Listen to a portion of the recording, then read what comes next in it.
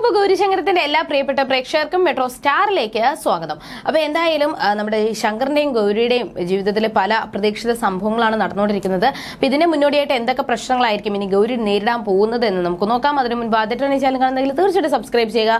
അപ്പോൾ ഞങ്ങളിടുന്ന പുതിയ serial review videos എല്ലാം നിങ്ങൾക്ക് ലഭിക്കുന്നതായിരിക്കും. അപ്പോൾ വലിയൊരു പ്രതിസന്ധി ഘട്ടത്തിലാണ് ആദർശം വേണിയൊക്കെ നിൽക്കുന്നത്. എന്തായാലും താൻ ഒരിക്കലും ശിവരഞ്ജിനെ സ്നേഹിക്കുന്നില്ല എന്ന് വേണി മനസ്സിലാക്കുന്നില്ല. താൻ ഒരിക്കലും ശിവരഞ്ജിനെ സ്നേഹിക്കുന്നില്ല, ശിവരഞ്ജിനാണ് എന്നെ ഇങ്ങോട്ട് സ്നേഹിക്കുന്നത്. പക്ഷെ ഇത് വേണിയോട് പറഞ്ഞിട്ടും വേണി അത് മനസ്സിലാക്കാൻ വേണ്ടി കൂട്ടാക്കുന്നില്ല. അങ്ങനെ നേരെ ആദർശം വേണിയും കൂടി നേരെ ശിവരഞ്ജിനിയുടെ വീട്ടിലോട്ട് പോവുകയാണ്. പോകുന്ന വഴിക്ക് ആദർശന് വലിയൊരു അപകടം സംഭവിക്കാൻ വേണ്ടി പോവുകയാണ്. എന്തായാലും ശിവരഞ്ജിനി ആദർശനെ സ്നേഹിക്കുന്നുണ്ട് എന്ന് മനസ്സിലാക്കിയ ധ്രുവൻ എങ്ങനെയെങ്കിലും ആദർശനെ കൊല്ലണം എന്നുള്ള ഒറ്റൊരു ലക്ഷ്യത്തിന്റെ പുറത്ത് ഇങ്ങനെ നിൽക്കുവാണ്. പക്ഷേ ധ്രുവൻ ജീവിച്ചിരിപ്പുണ്ട് എന്നുള്ള ഒരു സത്യം മനസ്സിലാക്കിയത് ഗൗരി മാത്രമാണ്. അന്ന് ആ ഒരു നിമിഷം ഗൗരി ധ്രുവനെ കണ്ടുവെങ്കിൽ പോലും ധ്രുവൻ പെട്ടെന്ന് അവിടെ നിന്ന് പെട്ടെന്ന് രക്ഷപ്പെടുകയാണ് ചെയ്തത്. പക്ഷേ ഇത് ശങ്കർ മനസ്സിലാക്കാൻ വേണ്ടി കൂട്ടാക്കുന്നില്ല. ശങ്കർ എപ്പോഴും ഗൗരി ഇപ്പോഴും ധ്രുവനെ ആലോചിച്ചുകൊണ്ടിരിക്കുകയാണ്, ധ്രുവനെ സ്നേഹിക്കുന്നുണ്ട്. ആ ഒരു രീതിയിലാണ് ശങ്കർ ഗൗരിയെ കുറ്റം പറഞ്ഞുകൊണ്ടിരിക്കുന്നത്. അത് മാത്രമല്ല, ഇതിന്റെ കൂടെ കമലേട്ടത്തി വീട്ടിൽ നിന്ന് ഇറങ്ങിപ്പോയതിന്റെ ആ ഒരു പ്രശ്നവും ഗൗരി കാരണമാണ് ഉണ്ടായത്.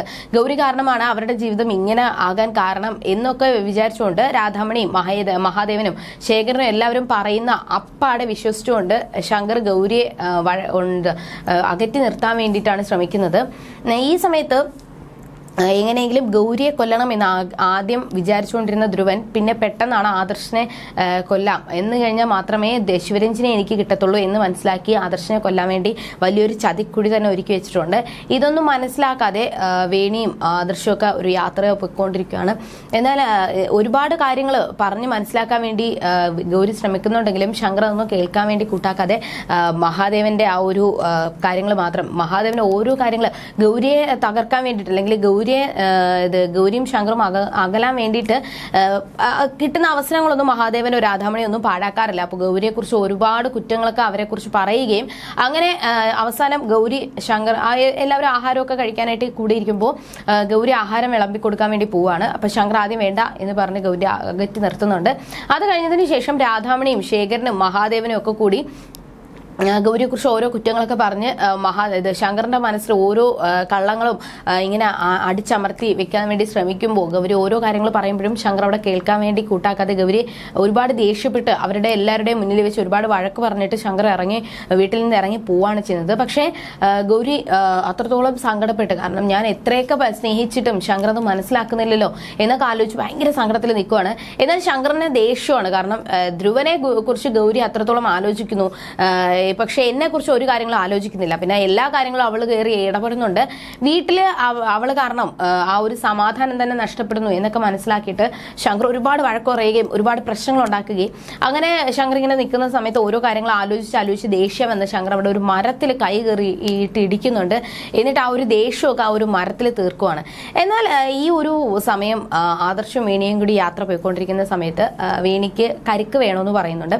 അങ്ങനെ കരിക്ക് കുടിക്കാൻ വേണ്ടിയിട്ട് പുറത്തിറങ്ങുമ്പോൾ ആദർശന് ഒരു കോൾ വരികയും വേണി കരിക്കൊക്കെ കുറിച്ച് കരിക്കിന്റെ ആ ഒരു സത്തൊക്കെ കഴിച്ചുകൊണ്ടിരിക്കുമായിരുന്നു. ഈ സമയത്ത് ആദർശം മാറുന്ന ഫോൺ വിളിക്കുന്നുണ്ടായിരുന്നു. അപ്പൊ പെട്ടെന്നാണ് വേണി ഒരു കാര്യം ശ്രദ്ധിച്ചത്. അവിടെ നിന്ന് ഒരു കാർ വരുന്നുണ്ട്. പക്ഷെ അത് നിയന്ത്രണം തെറ്റിയാണ് വരുന്നത്. ആദർശനെ വണ്ടി ഇടിക്കാൻ വേണ്ടിയാണ് നേരെ വരുന്നത്. മനഃപൂർവ്വം ആദർശന്റെ നേർക്ക് വരുന്നത് പോലെ വേണിക്ക് തോന്നി. അങ്ങനെ വേണി പെട്ടെന്ന് ആദർശയുടെ മാറി നിൽക്കുന്നൊക്കെ പറയുന്നുണ്ടെങ്കിലും ആദർശ അത് കേൾക്കുന്നില്ല. ഫോണിന്റെ ആ ഒരു സംസാരത്തിന്റെ ഇടയിൽ, ശബ്ദത്തിന്റെ ഇടയിൽ ആദർശ അത് കേൾക്കുന്നില്ല. അങ്ങനെ പെട്ടെന്ന് വേണി ആ ഒരു ആദർശനെ രക്ഷിക്കാൻ വേണ്ടിയിട്ട് ആ വണ്ടിയുടെ ഇടയിൽ കൂടെ പോവുകയാണ്. പിന്നെ എന്തായിരിക്കും സംഭവിക്കുന്നത്? വേണിക്കിന് എന്ത് അപകടമായിരിക്കും സംഭവിക്കാൻ പോകുന്നത്? ആദർശനെ ആ ഒരു വണ്ടി ഇടിച്ച് തെറിപ്പിക്കുമോ? അതോ ആ ഒരു അപകടത്തിൽ നിന്നും വേണിക്ക് ആദർശനെ രക്ഷിക്കാനായിട്ട് സാധിക്കുമോ? അതോ വേണിക്കും ആദർശനും അപകടം സംഭവിക്കുമോ? എന്തായാലും ഗൗരിയെ തകർത്ത് ഈ വീട്ടിൽ ചാരങ്ങാട്ട് തറവാട്ടിൽ നിന്ന് ഇറക്കി വിടാൻ വേണ്ടിയിട്ട് രാധാമണിയും ശേഖരനും ഒക്കെ ഒരുപാട് ശ്രമിക്കുന്നുണ്ട്. എന്നാൽ ആ ഒരു ചതിയിൽ നിന്നെല്ലാം ശങ്കർ ഗൗരിയെ ചേർത്ത് നിർത്തുമോ? പ്രേക്ഷകർക്ക് എന്താണ് തോന്നുന്നത്? തീർച്ചയായിട്ടും കമന്റ് ചെയ്യുക. ഇനി എന്തൊക്കെ സംഭവിക്കുമെന്ന് നമുക്ക് വരുന്ന ആളുകൾ കണ്ടറിയുന്നതായിരിക്കും. ബൈ.